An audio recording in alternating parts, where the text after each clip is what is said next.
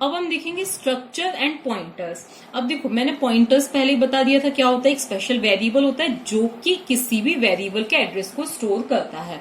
फिर आता है स्ट्रक्चर, जो कि क्या होता है, collection of different data type, मतलब हेट्रोजीनियस डेटा टाइप, जिसमें हम किसी स्टूडेंट के रिकॉर्ड को स्टोर। अब प्रीवियस वीडियो में मैंने क्या बताया था कि स्ट्रक्चर को डिक्लेयर कुछ इस तरह से किया जाएगा, स्ट्रक्ट स्टोर्ड, और फिर इसके अंदर हमने क्या ले लिया था, इंटीजर लिया था, रोल नंबर लिया था, और फिर एक फ्लोट लिया था जिसमें हमने क्या लिया था, परसेंटेज लिया था। और फिर अगर हमें उसका कोई वेरिएबल डिक्लेयर करना है तो हम किस तरह से कर रहे हैं, स्टोर्ड, स्ट्रक्ट स्टोर्ड, और फिर जो भी हमें वेरिएबल का नाम देना है हम कुछ इस तरह से कर रहे हैं। और मैंने आपको पहले ही बताया था कि किस तरह से इनको मेमोरी मिलेगी। ये S1 और इसका बेस एड्रेस मान लिया 100 है, 100 से 107 तक इसको मेमोरी मिलेगी। ये जो फील्ड है ये रोल नंबर वाली है, और ये क्या है, परसेंटेज वाली है। ये इस तरह से हमने किया था। इनको एक्सेस करना है तो हमने लिखा था S1.RNO इज इक्वल्स टू, जो भी हमें रोल नंबर असाइन करना है वो हम कर सकते हैं। ठीक है, अब आती है कि हम स्ट्रक्चर के लिए पॉइंटर कैसे डिक्लेयर करेंगे।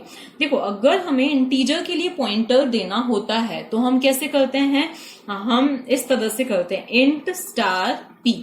इसका मतलब क्या है कि P किसी इंटीजर के एड्रेस को क्या करेगा, स्टोर करेगा। अब हम मान लिया ये int a is equals to 7 है, तो हम दे सकते हैं P is equals to address of a।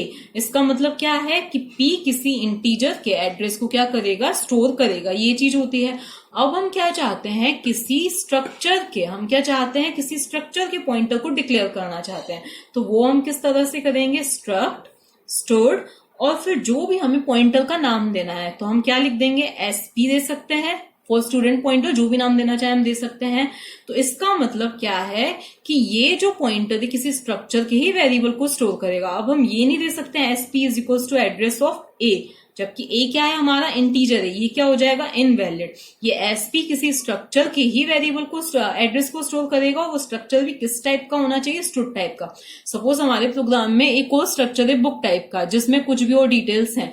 अब हम क्या करें कि SP is equal to address of book करके हमने दे दिया, मतलब किसी दूसरे स्ट्रक्चर के एड्रेस को इसके अंदर हमने असाइन कर दिया, तो वो भी नहीं।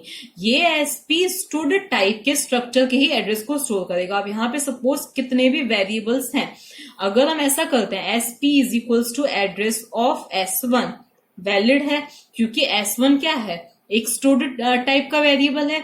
इसी तरह से अगर हम बाद में लिखते हैं SP is equals to address of S2, तो वो भी वैलिड है। ठीक है, अब ये किस तरह से स्टोर करेगा, देखो S1 के अंदर क्या है, 100 है। अभी इस स्टेटमेंट को हम हटा देते हैं। S1 का बेस एड्रेस क्या है, 100 है, 100 से उसका एड्रेस स्टार्ट हो रहा है। अब हमने लिखा है SP, मतलब हमने एक नया वेरिएबल डिक्लेयर किया। तो पहले तो SP को कहीं पे भी मेमोरी मिल जाएगी। कितनी मिलेगी, मैं पहले ही बता चुकी हूँ, जितनी इंटीजर की साइज है उतनी मेमोरी मिल जाएगी।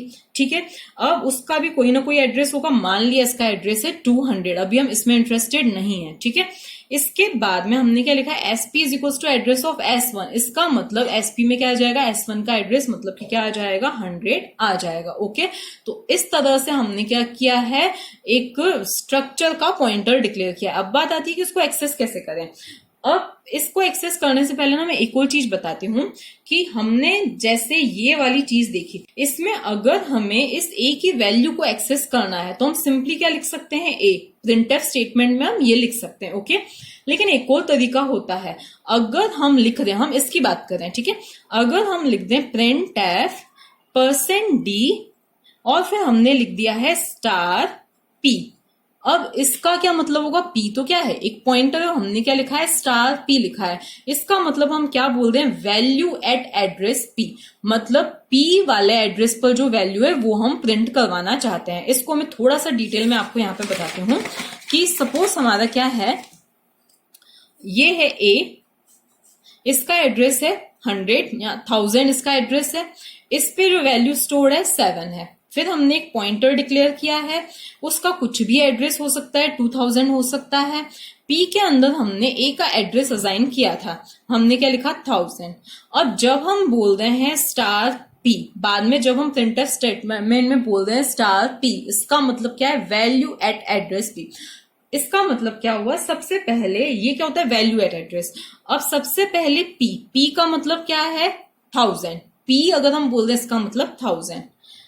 अब इस स्टेटमेंट का क्या मतलब हो जाएगा कि इस वाले एड्रेस पर जो भी वैल्यू हो, इसका मतलब क्या है, इस वाले एड्रेस पर जो भी वैल्यू हो।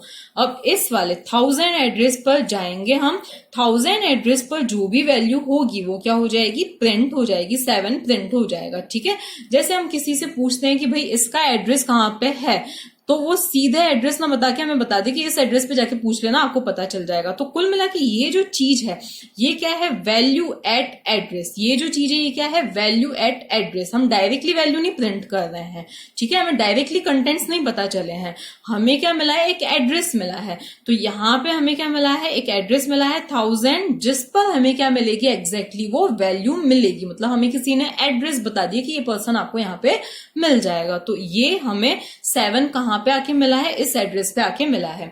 इसी तरह से अब अभी मैंने आपको क्या बताया था कि ये S1 है, S1 को मेमोरी किस तरह से मिली, ये 100, ये इसका रोल नंबर, ये इसका परसेंटेज, ये इसका बेस एड्रेस है। फिर हमने इसका एक वेरिएबल, हमने इसका क्या डिक्लेयर किया है, एक पॉइंटर डिक्लेयर किया है। किस तरह से, स्ट्रक्ट स्टोर्ड स्टार SP, ये क्या हुआ, पॉइंटर डिक्लेयर हुआ, और SP इज इक्वल्स टू हमने क्या लिख दिया, एड्रेस ऑफ S1। तो अब क्या होगा, SP को कहीं पे भी मेमोरी मिल जाएगी, सपोज 200 लोकेशन पे मेमोरी मिली, इसके अंदर क्या असाइन हो गया, S1 का एड्रेस मतलब 100। अब बात आती है कि हम पॉइंटर की हेल्प से इसको एक्सेस कैसे करें। तो उसके दो तरीके हैं, एक तो जो डॉट ऑपरेटर हमने देखा था वो, और एक होता है सेल्फ रेफरेंशियल ऑपरेटर। ठीक है, पहले हम डॉट ऑपरेटर की हेल्प से देखते हैं कि कैसे हम प्रिंट कर सकते हैं। देखो, हम अगर लिखते हैं स्टार SP.RNO, तो इससे हम इस रोल नंबर को एक्सेस कर सकते हैं। कैसे, देखो, सबसे पहले हमने क्या लिखा, स्टार SP। इसका मतलब क्या होगा कि SP के अंदर, SP की अभी क्या है, SP के कंटेंट्स क्या है, स्टार को भी भूल जाओ, SP के कंटेंट्स क्या है, 100। अब हमने इसके आगे क्या लगा रखा है, स्टार लगा रखा है। इसका मतलब क्या है, वैल्यू एट दिस एड्रेस। तो इस एड्रेस पर हम क्या हो जाएंगे, पहुंच जाएंगे। इस एड्रेस पर जो भी वैल्यू है, हम इस ब्लॉक तक क्या हो गए, पहुंच गए। कहां पे पहुंच गए, इस ब्लॉक तक हम पहुंच गए। ठीक है, इसके बाद में हमने आगे क्या लिखा है, .RNO, मतलब इस वाली लोकेशन पर जो रोल नंबर है हम उसको एक्सेस करना चाह रहे हैं। ठीक है, तो हम इस तरह से हम क्या कर सकते हैं, स्टार ऑपरेटर की हेल्प से प्रिंट कर सकते हैं। इसी तरह से हमने लिख दिया स्टार SP.PER। इसका मतलब क्या है कि हम इस 100 लोकेशन पर हम बेस एड्रेस पर पहुंच गए, अब उसके PER को हम प्रिंट करना चाहते हैं। तो ये क्या हुआ, हमारा पहला अप्रोच। सेकेंड अप्रोच क्या होता है, सेल्फ रेफरेंशियल ऑपरेटर। इसके लिए डैश और फिर माइनस और फिर ग्रेटर देन सिंबल यूज किया जाता है। इसके लिए हमें स्टार वगैरह नहीं लगाना है, हम सिंपली क्या बोलना चाह रहे हैं, किसके इक्विवेलेंट होता है, तो ये किसके इक्विवेलेंट है, SP, और फिर हम क्या लिखें, तो ये और ये दोनों क्या होते हैं, सिमिलर होते हैं। ये दोनों क्या होते हैं, सिमिलर होते हैं। इसका मतलब क्या है, हम पहले उस SP वाली लोकेशन पे पहुंच जाएंगे और उसके अंदर रोल नंबर को प्रिंट करना चाहते हैं। तो कुल मिला के अगर हमें पॉइंटर की हेल्प से किसी स्ट्रक्चर को एक्सेस करना है तो ये दो तरीके उसके होते हैं। अब ये जो चीज है, आगे हम जब लिंक्ड लिस्ट या ग्राफ वगैरह पढ़ेंगे तो ये चीज काम आएगी।